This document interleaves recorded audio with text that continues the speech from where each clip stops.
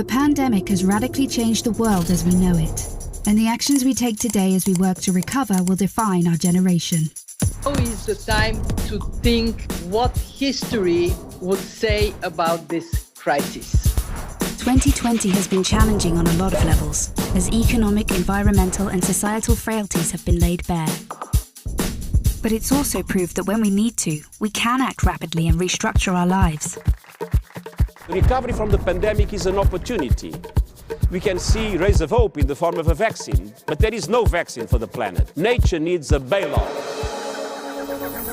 You don't want to go back to the status quo that you had before simply because it was the status quo that got us here. With everything falling apart, we can reshape the world in ways we couldn't before. Ways that better address so many of the challenges we face.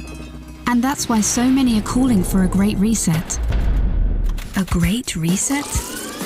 That sounds more like buzzword bingo masking some nefarious plan for world domination. Hands up, this kind of slogan hasn't gone down well. But all we really want to say is that we all have an opportunity to build a better world. And it's not surprising that people who've been disenfranchised by a broken system and pushed even further by the pandemic will suspect global leaders of conspiracy. But the world's not that simple.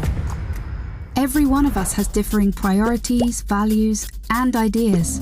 That's part of why solutions are so hard to come by, and why we all need to be involved in the decision-making. Because whether it's politicians, CEOs, academics, activists, or you, we're all about getting people together, even those you may not like, to sit down at the table and develop solutions that work for all of us. But we need enormous trust between the private sector and the public sector for this to actually work. That trust is hard to come by. It's time for people to work together, listen to each other, and build this trust, so we can move towards a better world. And we really need one. Because while the pandemic affects us all, it's clear it affects some more than others. The first people who are hit are the people at the front, those who are vulnerable.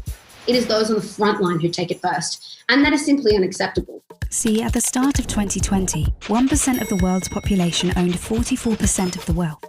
And since the start of the pandemic, billionaires have increased theirs by more than 25%, whilst 150 million people fell back into extreme poverty. And with climate change set to dwarf the damage caused by the pandemic, the message from 2020 should be abundantly clear.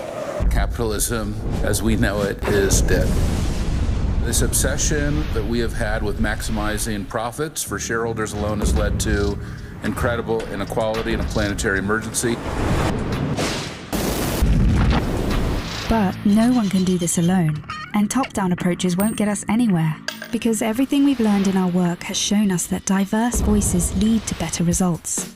And it's for these reasons that the Forum talks about something called stakeholder capitalism, which would shift businesses away from just profit. Because if we want to change where the focus of our recovery will go, then we need a new dashboard for the new economy. And that needs to encompass people, planet, prosperity, and institutions.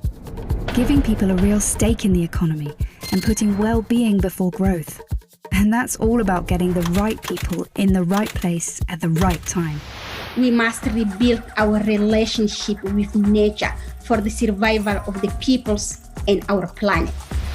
We have a window of time which is closing, and we need everybody who cares to get together and find solutions now. It's the people who have great ideas and who share them with others. They're the ones who are shaping the future.